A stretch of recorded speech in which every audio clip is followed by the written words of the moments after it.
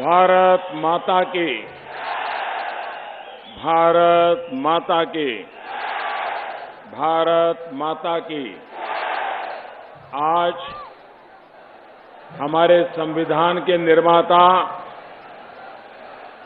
Doctor Bhimrao Ambedkar ji का जन्मदिन है। मैं उनके लिए एक नारा बुलवाता हूं, आप लोग बोलेंगे, अमर रहे, अमर रहे। डॉक्टर बाबा साहब अंबेडकर,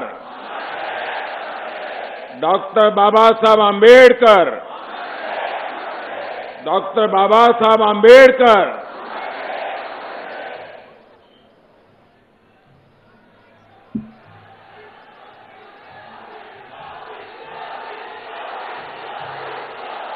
कठुआ वासियों, माता वैष्णो देवी, बावे अली माता, सुकराला माता ते कन्ने काली माता दे आशीर्वाद कने तुसे मेगी कठुआ दी धरती ऊपर सद्या।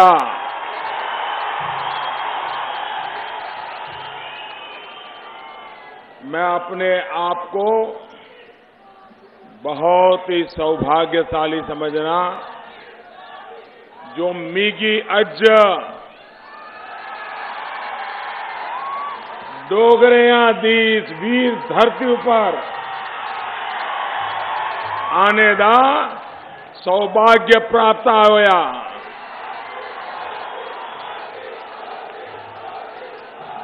मीगी विश्वास है कि पिछले 5 सालां च भाजपा नोड़ी आशावां ऊपर खरी उतरी है।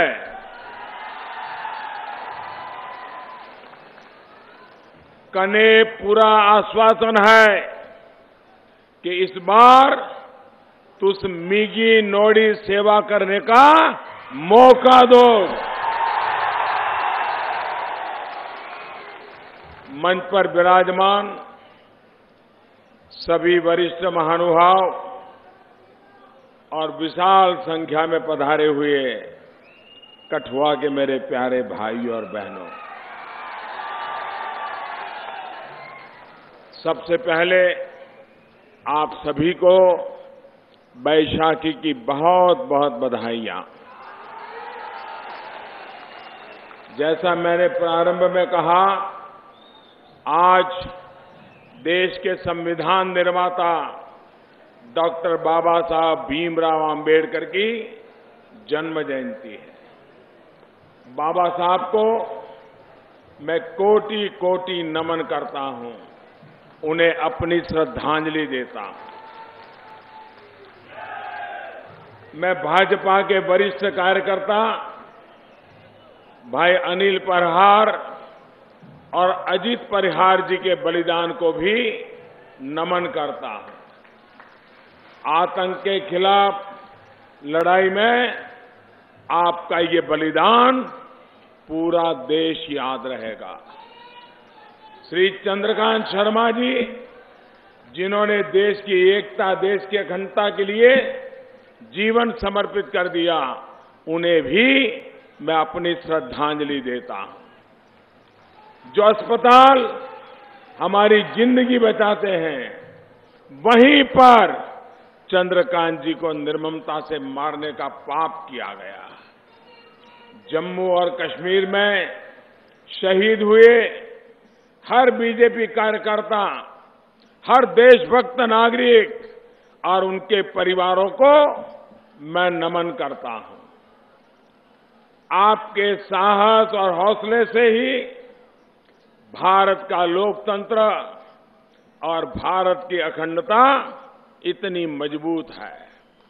भाइयों और बहनों, भारत के लोकतंत्र की ताकत को आपने पहले चरण में सिद्ध किया है। जम्मू और बारामूला में भारी मतदान कर आपने आतंकियों के आकाओं पाक परस अवसरवादियों और निराशा में डूबे महामिलावटियों को एक कड़ा झटका दिया है, कड़ा झटका दिया है।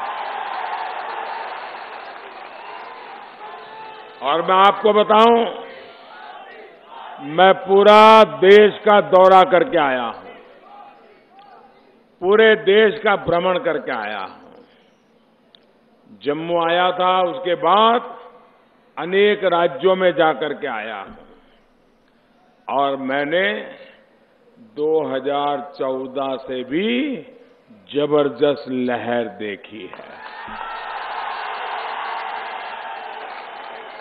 और आपने देखा होगा, जितने सर्वे आ रहे हैं, सर्वे में एक बात साफ है कि कांग्रेस को जितनी सीटें मिलने की संभावना है, भाजपा को उससे 3 गुनी सीटें मिलने की संभावना है। ये सर्वे वाले कह रहे हैं। और इसलिए अब कांग्रेस का तो बचना मुश्किल है। जम्मू कश्मीर के चप्पे चप्पे में तैनात सेना के जवानों, केंद्रीय बलों के जवानों, जम्मू कश्मीर पुलिस के जवानों को भी मैं प्रणाम करता हूं। आपकी तपस्या और शौर्य के साथ पूरा राष्ट्र खड़ा है। साथियों, राजनीति अपनी जगह होती है, चुनाव अपनी जगह होते हैं, लेकिन ये भी न भूले, नेता भी आते हैं, जाते रहते हैं, लेकिन हमारा ये देश हमेशा हमेशा रहेगा। ये देश है तभी राष्ट्र रक्षा का भाव और राष्ट्रवाद है। लेकिन देश में कुछ लोग मोदी के विरोध में इतने मशगूल हो गए हैं कि उनको राष्ट्रवाद गाली के रूप में नजर आने लगा है। महामलावटी और उनके राग दरबारी आए दिन सवाल पूछते हैं कि मोदी राष्ट्र रक्षा की बात क्यों करता है। भाइयों और बहनों, देश की बात करना इसलिए जरूरी है क्योंकि तभी ये भी पता चलता है कि कुछ लोग देश में क्या चलाना चाहते हैं। जब मैं राष्ट्रभक्ति की बात जोरों शोरों से करता हूं तो उनका भी नकाब उतर जाता है कि वो कहां खड़े हैं। अब देखिए, मैं कल की ही बात बताता हूं। हमारे पड़ोस की घटना है। पूरा देश जलियांवाला बाग नरसंहार के 100 साल पूरे होने पर शहीदों को याद कर रहा था, श्रद्धांजलि दे रहा था। लेकिन इस संवेदनशील अवसर पर भी कांग्रेस ने राजनीति कर ही डाली।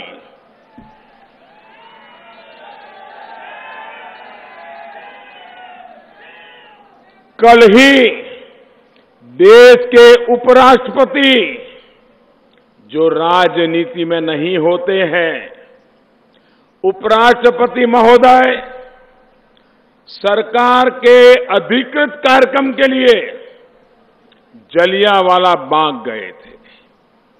उन्होंने शहीदों को श्रद्धांजलि दी, लेकिन सरकार के इस अधिकृत कार्यक्रम में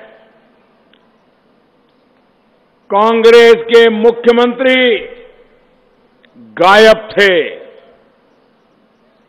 उन्होंने इस कार्यक्रम का बहिष्कार किया। मालूम है क्यों? क्योंकि वो कांग्रेस परिवार की भक्ति में जुटे हुए थे। वे कांग्रेस के नामदार के साथ तो जलियांवाला बाग गए, लेकिन भारत के उपराष्ट्रपति के साथ भारत सरकार के देश के अधिकृत कार्यक्रम में उन्होंने जाना सही नहीं माना। यही राष्ट्रभक्ति और परिवार भक्ति का फर्क है। भाई और बहनों, मैं कैप्टन अमरिंदर सिंह को बरसों से जानता हूं। मैंने कभी उनकी देशभक्ति पर सवाल नहीं खड़ा किया। मैं समझ सकता हूं कि इस परिवार भक्ति के लिए उन पर किस तरह का दबाव बनाया गया, पंजाब में किस तरह के दांव पे चलाए जा रहे हैं, उसकी वजह से कैप्टन को भी झुकना पड़ गया। क्या कांग्रेस ने जो किया वो जलियांवाला बाग के शहीद के नहीं था? ये शहीदों का अपमान है कि नहीं है? भाइयों बहनों, क्या देश की संविधान संस्था का अपमान नहीं था? क्या उपराष्ट्रपति की गरिमा का अपमान था कि नहीं था?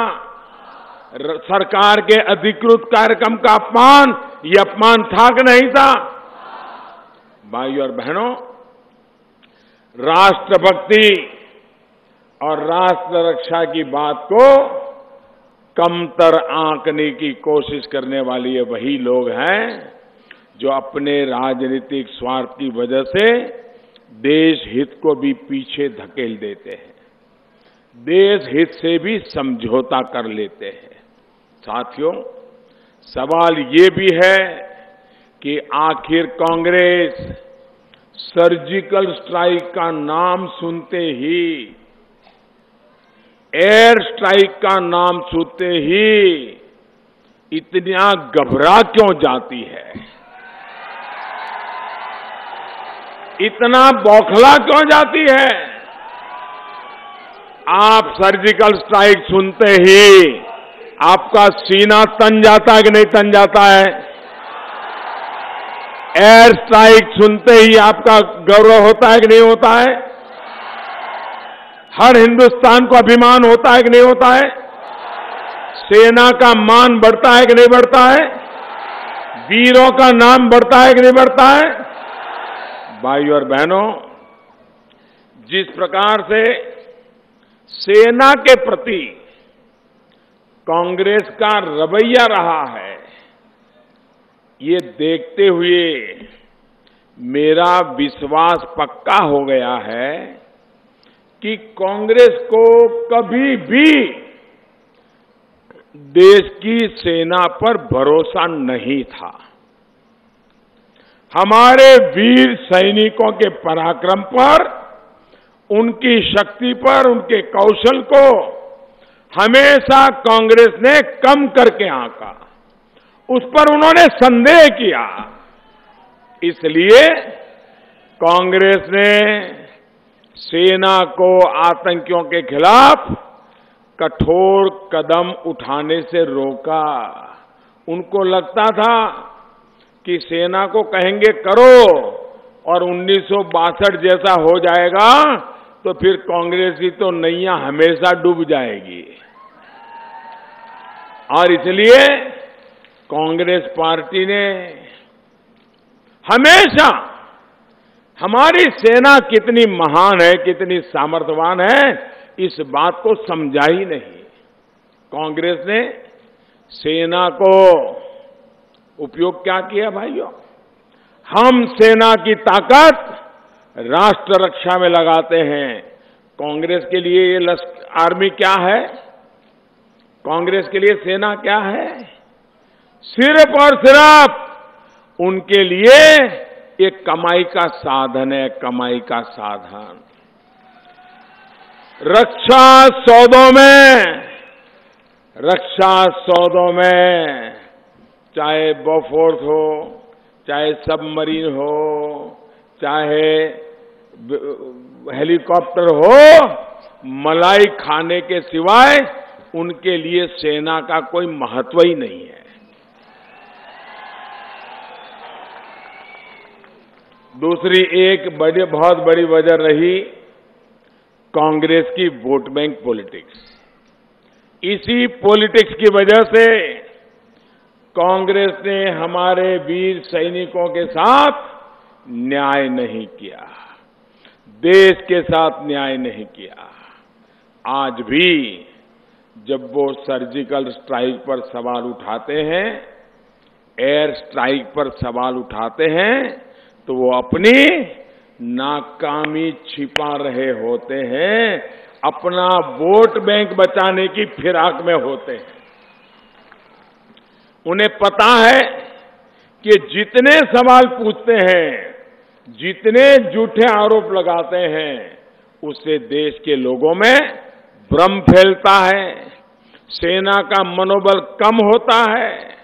लेकिन इसके बावजूद कांग्रेस और उसके सहयोगी दल अपनी राजनीति को राष्ट्र नीति से ऊपर रखने का पाप कर रहे हैं।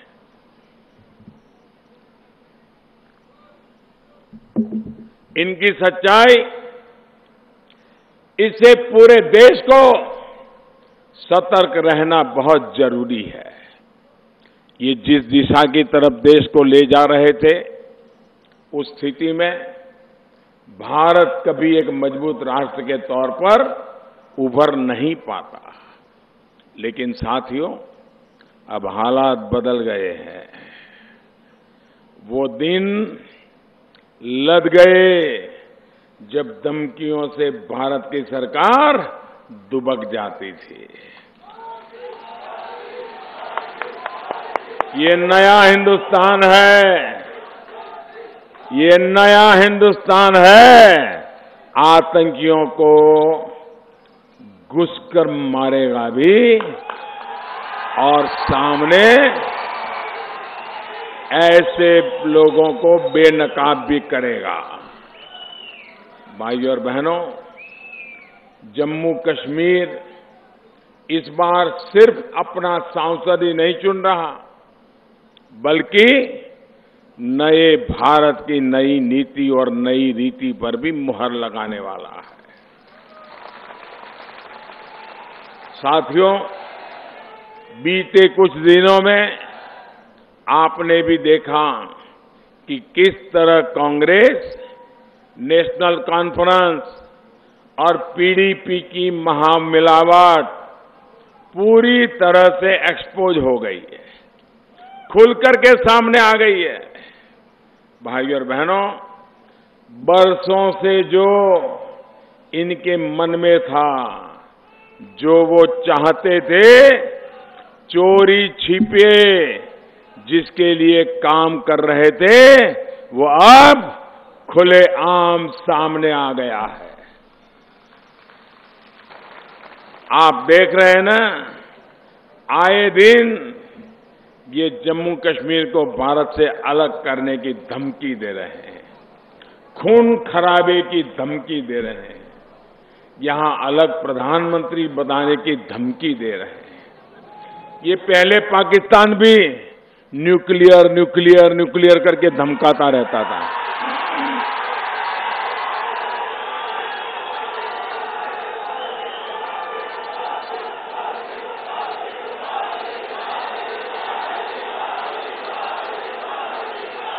इनके न्यूक्लियर की हवा निकल गई कि नहीं निकल गई?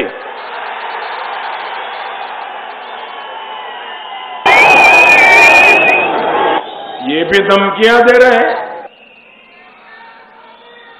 दो प्रधान, दो प्रधान, दो प्रधान।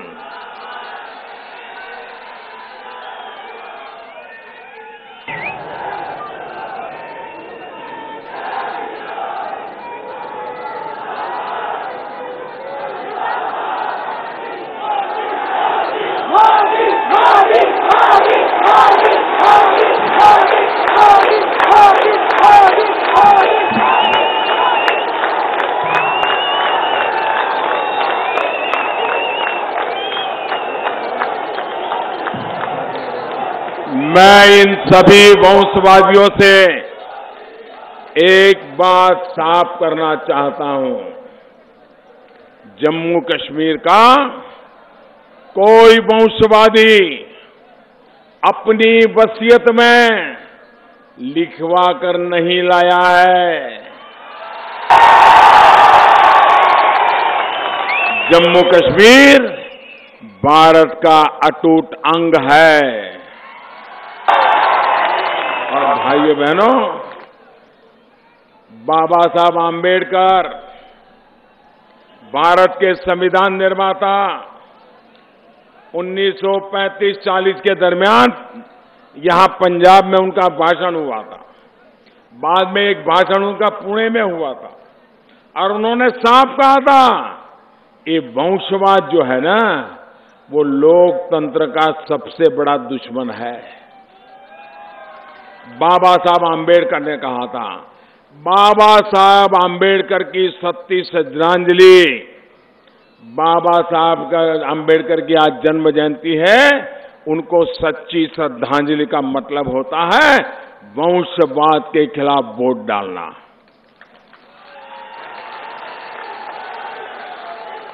जम्मू हो, कश्मीर हो, लेह लद्दाख हो, यहां का बच्चा बच्चा भारतीय है।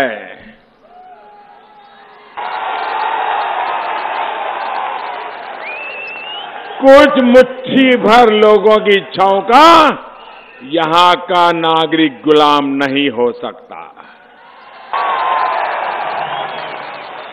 भाइयों बहनों, यही वो धरती है, यही वो जगह है, यही कठुआ है जहां पर श्यामा प्रसाद मुखर्जी ने तिरंगा फहराया था। और हम सबके श्रद्धेय प्रेमनाथ डोगरा जी ने उनका साथ दिया था।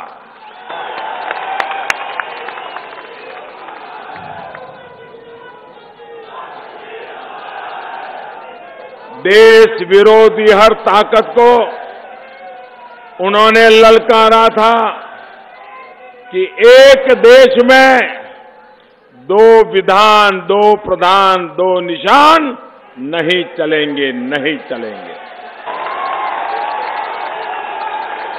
श्यामा प्रसाद जी का वो उद्घोष भारतीय जनता पार्टी के लिए वचन पत्र है, वचन पत्र।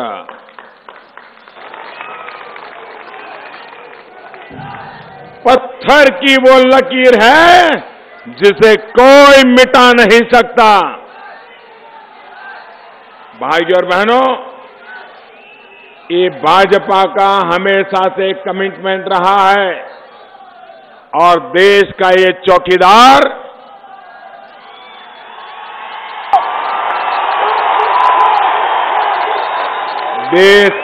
चौकीदार भी इसी भावना पर अटल है और अटल रहेगा।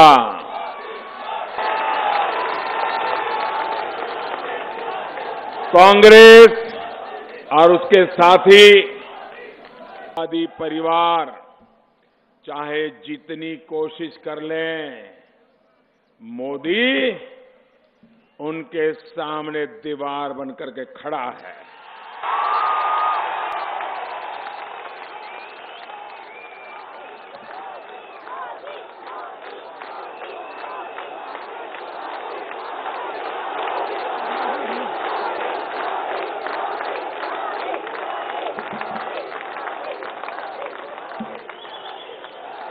और मैं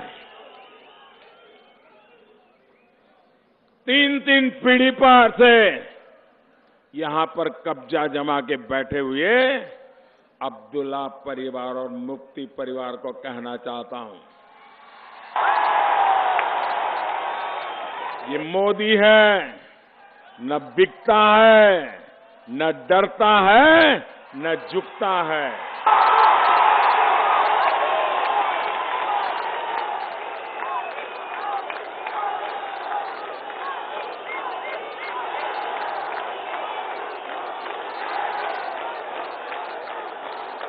जम्मू कश्मीर की तीन पीढ़ियों को, जम्मू कश्मीर की तीन पीढ़ियों को इन दो परिवारों ने जो तबाही की है, यहां की तीन पीढ़ियों को इन्होंने नोच लिया है, निचोड़ लिया है। जम्मू कश्मीर का उज्जवल भविष्य, ये दोनों परिवारों की विदाई होनी चाहिए दोस्तों। और इन दोनों परिवारों को मैं कहता हूं, तुम्हारे पूरे कुनबे को मैदान में उतार दो। चाचा, मामा, भाई, भतीजा, भांजा, साला,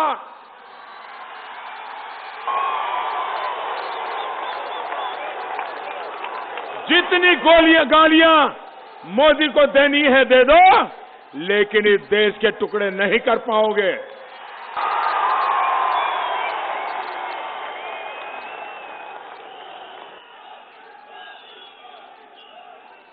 भाइयों और बहनों, कांग्रेस ने जो पाप किया है स्वतंत्रता के समय की, उसने जो गलतियां की है, वो भारत आज तक भुगत रहा है।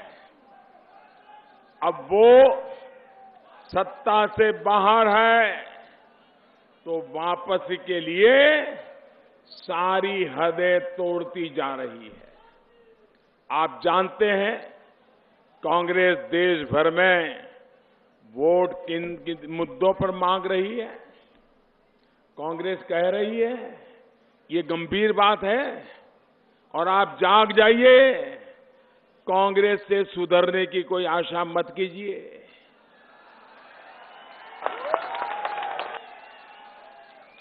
आजादी के पहले की कांग्रेस अलग थी और गांधी जी की विदाई के बाद वाली कांग्रेस अलग थी। उसके खून में, कांग्रेस के खून में ऐसे जर्म्स घुस गए हैं, ऐसे जर्म्स घुस गए हैं, और इसलिए कांग्रेस क्या बोल रही है? कांग्रेस कह रही है कि वो जम्मू कश्मीर से सेना को हटा देगी। आप सहमत हैं? मैं जम्मू कश्मीर के लोगों को पूछता हूं, सहमत हैं? क्या जम्मू कश्मीर के नागरिकों की इच्छा के बिना ये हो सकता है? भाइयों बहनों, ये आपके साथ धोखा है कि नहीं है? ये आपके पीठ में जुरा फोंकने का पाप है कि नहीं है? भाइयों बहनों, कांग्रेस कह रही है कि पाकिस्तान से पैसे लेकर युवाओं को भड़काने वालों के साथ बिना शर्त बात करेंगे। तो अरे कांग्रेस के मेहरबान, क्या मजबूरी है? किस लालच में ये भाषा बोल रहे हो? इस चुनाव में किसने आपको मदद करने का वादा किया है, जिसके कारण आप ऐसी भाषा बोल रहे हो? देश जानना चाहता है। क्या कभी कोई देशभक्त ऐसी भाषा बोल सकता है? क्या कोई देशभक्त बोल सकता है? कांग्रेस कह रही है कि आपका एएफएसपीए यहां से लड़ रहे हमारे जवानों को मिले विशेषाधिकार को भी वो हटा देंगी। क्या आप इससे सहमत हैं? हटाने देंगे? हमारी सेना को सुरक्षा कवच मिलना चाहिए कि नहीं मिलना चाहिए? हमारे पुलिस के जवानों को सुरक्षा कवच मिलना चाहिए कि नहीं मिलना चाहिए? हमारे सुरक्षा बलों को कवच मिलना चाहिए कि नहीं मिलना चाहिए? क्या हमारे सुरक्षा बलों का, सैनिकों का मनोबल तोड़ने की साजिश है कि नहीं है? कांग्रेस भारत के पक्ष की बात कर रही है या पाकिस्तान की? साथियों, कांग्रेस कितनी भी कोशिश कर ले, वो देश का विश्वास खो चुकी है। मोदी मोदी सिर्फ वोट के लिए जो हमारे जम्मू कश्मीर को संकट में डाल दे, हमारे जवानों को लाचार कर दे, ऐसी कांग्रेस पर देश विश्वास नहीं कर सकता।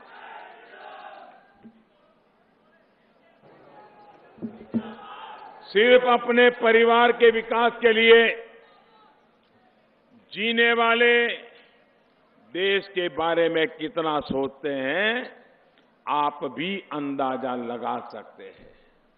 भाइयों और बहनों, कांग्रेस की नीतियों के चलते ही मेरे कश्मीरी पंडित भाई बहनों को अपना ही घर छोड़ना पड़ा। कांग्रेस और उसके साथियों को अपने वोट बैंक की इतनी चिंता थी कि कश्मीरी पंडितों पर होने वाले अत्याचार उन्होंने देखे लेकिन अनदेखे कर दिए। न्याय का ढोंग करने वाली कांग्रेस दिन रात न्याय न्याय की माला जप रही है। मैं जरा कांग्रेस को कहना चाहता हूं, 60 साल तक जो तुमने अन्याय किया है उसे न्याय कौन देगा?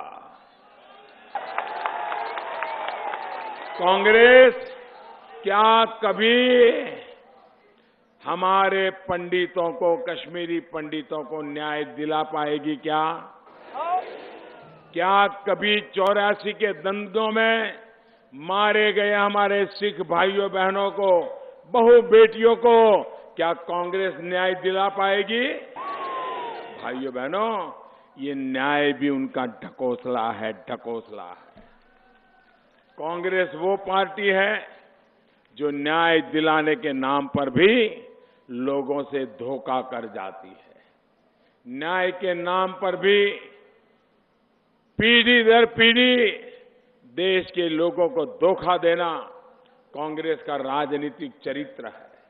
भाइयों और बहनों, आज भी भले कांग्रेस कश्मीरी पंडितों का नाम लेने से कतरा रही हो, लेकिन ये चौकीदार पूरे सम्मान के साथ उनको अपनी जमीन पर बसाने के लिए प्रतिबद्ध है। ये काम शुरू हो चुका है।